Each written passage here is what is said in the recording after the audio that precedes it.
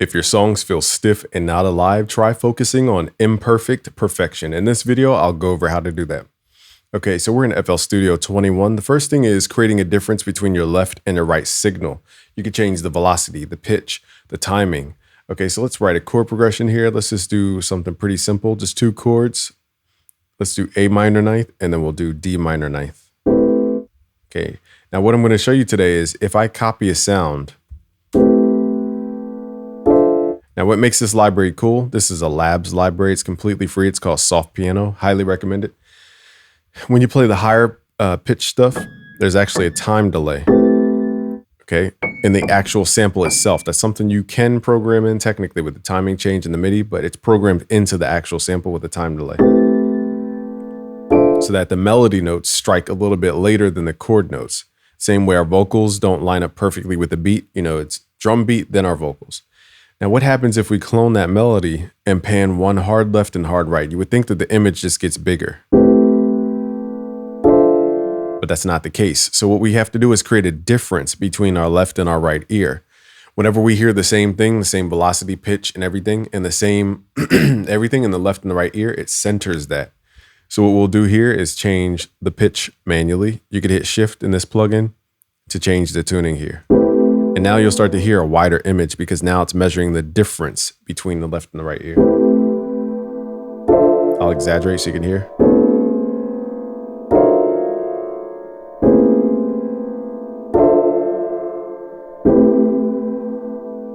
And that's what makes a unison and those wide synths that you guys mostly use.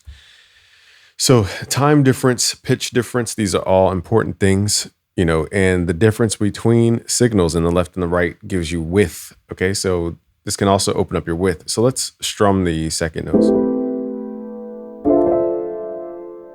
Small changes like that. I know I'm exaggerating, but the fact that there's a timing difference between the left and the right signal catches the ear as well. So there's little things you could do to spice up your chords and spice up your melody without changing the notes. You just need to understand timing, panning, pitch, and velocity. Here's another shortcut in FL. If you hit Alt-R, turn off pattern mode, go to your levels and mess with the velocity, that will give you a more humanized velocity. If you have the newer versions of FL, go to your tools and go to scripts. We're going to open up what's called the humanized script. If you can't find this, go to the image line forums to find this. We're going to go to humanize and focus on the time offset and the velocity offset. And it will humanize your pianos to sound more realistic. I found it great on piano. Okay, so let's add some imperfection to this melody and contrast it against something that's very bland and straightforward. So let's do no velocity changes, no anything. Let's just do A minor up to D minor 9. And I'll show you how crazy we can make even the FL keys sound. So this is a stock sound that people kind of scoff at, but you could tweak it. Sounds bland. Okay, so let's make this unique. Now, the first thing you got to think about too is voicing. I go over this in our music theory magic course, how to voice stuff to sound more like R&B chords. This is a great chord structure, but it could be voiced more like an R&B chord to give more soul. Okay, so let's try revoicing this chord to give it a little more soul.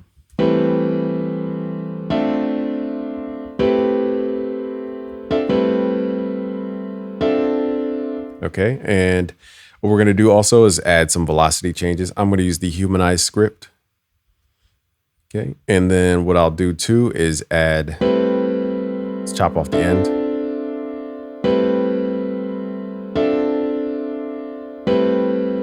Okay, now we could use Alt-S to strum the notes a little bit.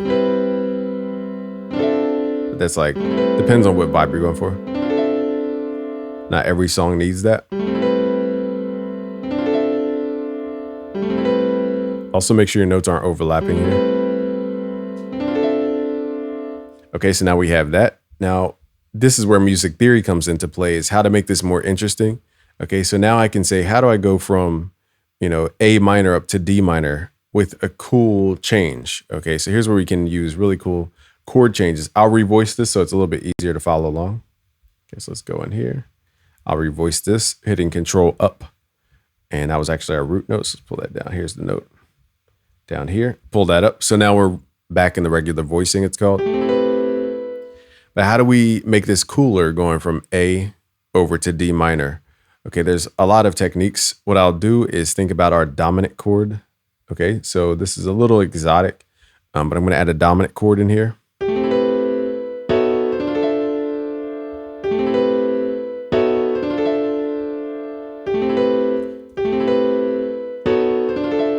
Okay, and then I'm going to raise what's called the fifth and the ninth.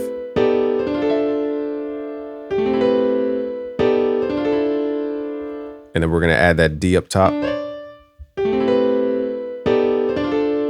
Give this more of an R&B timing. Slice this out. So here's where we start messing with the timing difference. Okay, I'm going to quantize this strum because I don't think the strum really articulates the emotion I'm going for here. So let's make these regular notes. And then we're going to contrast this up against the vanilla approach. And also let's use our tools here. Humanize script. Now there's many different ways we can go from A minor to D minor.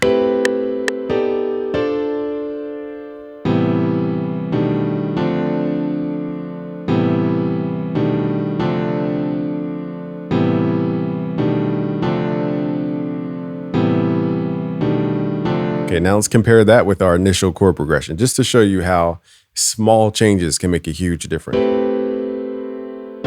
So this is the bland, kind of boring approach. And then once you add the music theory magic to it, you soulify the chords, I call it. Next, we're going to add a texture to the background.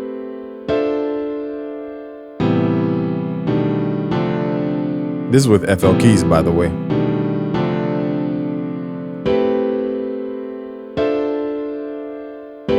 All right, let's just look up a random texture in here.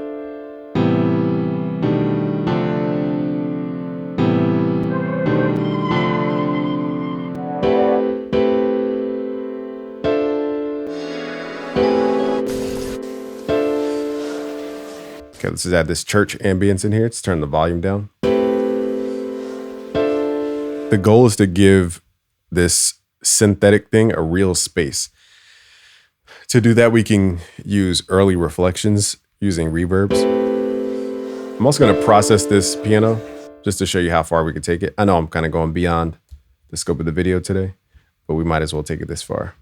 For some reason, my shortcuts aren't working to group these, but you would hit Control G to group.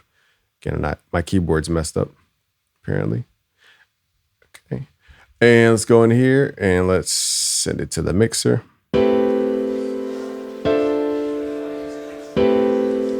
Oh, you know what? I updated my FL. Maybe that's why. That's why. Okay, they rechanged the way they group, I guess. Okay, so let's add some effects in here. I'm going to clone this piano. Send it to a mixer insert, and I'm going to add reverb, early reflection reverb. Okay, not long tail reverb. To give it a space.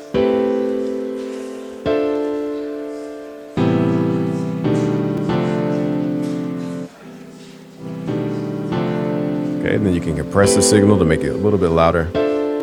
So now I'm processing the signal to transform it to show you the details make stuff feel more real.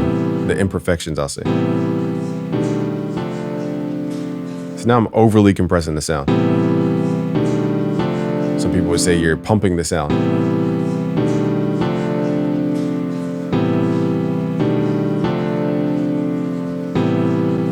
Let's work on this reverb.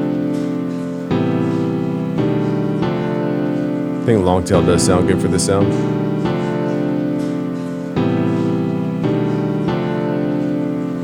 And then let's do something weird. Let's pan the ambience. All these little imperfections make stuff sound more real. I'll even add a stereo enhancer to the piano so that there's a time difference. Okay, so we've really added a lot of detail. This is with a stock plugin. I didn't really even go that deep into sound design. This is what people consider perfect. Let's make it imperfect.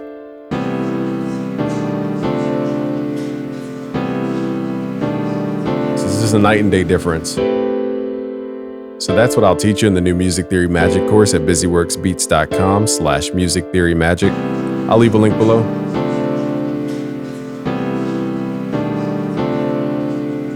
But if you want to get more out of your music without doing too much to it, just go to busyworksbeats.com/music theory magic. Peace out, guys.